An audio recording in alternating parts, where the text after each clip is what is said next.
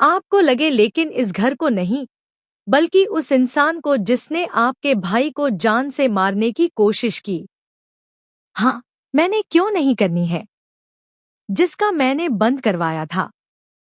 मुझे complaint file करनी है। असली गुनहगार ये है जिसने हम सबको धोखा दिया। भाई, सीरियल में आ चुका है धमाकेदार ट्विस्ट। जी हाँ, अन्नपूर्णा को होश आ चुका है। अब अन्नपूर्णा ने सरू को गिरफ्तार करवा दिया है, वो भी धोखाधड़ी के केस में, कि नकली पोती बनकर सबको बेवकूफ बना रही हो। मगर अभी अन्नपूर्णा को पता ही नहीं कि ये सब सरू चंद्रकांत के कहने पर कर रही है। पर ये सब होता कैसे है? आखिर क्यों अन्नपूर्णा सरू को गिरफ्तार करवाती है, जबकि अनिका गिरफ्तार हो रही होती है?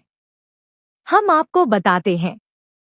सीरियल में देखने को मिलता है कि जैसे ही सरू होश में आती है, वो बताती है कि सोने का सिक्का गिर गया था जो पंडित जी ने बहुत जरूरी कहकर मंगवाया था। वहीं पंडित जी कहते हैं कि उन्होंने ऐसे किसी सिक्के के लिए नहीं कहा था। अब सरू परेशान हो जाती है कि आखिर मालती ने मुझसे झूठ क्यों बोला। सरू इधर उधर की बातों में समय बर्बाद न करते हुए बप्पा का विसर्जन करती है। अनिका बहुत खुश हो रही होती है कि जब 3 लोग बप्पा को नहीं उठा पाए तो सरू कैसे उठा पाएगी। लेकिन जैसे ही सरू बप्पा को उठाती है, अनिका के पैरों तले जमीन खिसक जाती है। वहीं दूसरी तरफ तारा फोन करके वेद को बुला लेती है कि उसका पैर मुड़ गया है। जैसे ही वेद घर आता है, तारा कहती है कि मेरे पैर में कुछ नहीं हुआ। तुम सरू के इतने नजदीक कैसे जा सकते हो? क्या तुम भूल गए कि तुम वेद बिल्ला हो?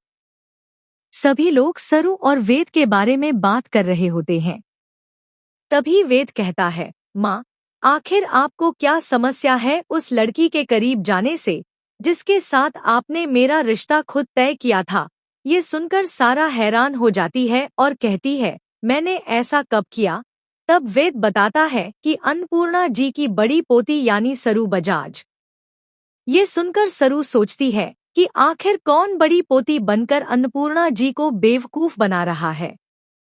जैसे ही वह इसका पता करने जाती है, उसे अपनी बेटी से मुलाकात हो जाती है। वहीं दूसरी ओर वेद कहता है कि मैं सरू से प्यार करता हूँ। आपकी इच्छा पूरी हो गई, मुझे सरू बजाज मिल गई, मेरी पसंद की लड़की मिल गई और आपको आपका बजाज नाम की बहू भी मिल गई।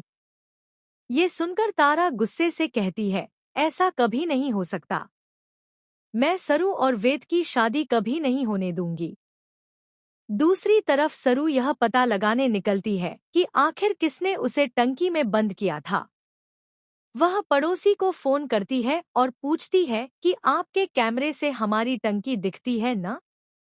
सरू तो सिर्फ तुक्का मारती है, लेकिन सामने पेन ड्राइव लाकर दिखाया जाता है कि सीसीटीवी फुटेज में सब रिकॉर्ड हो चुका है।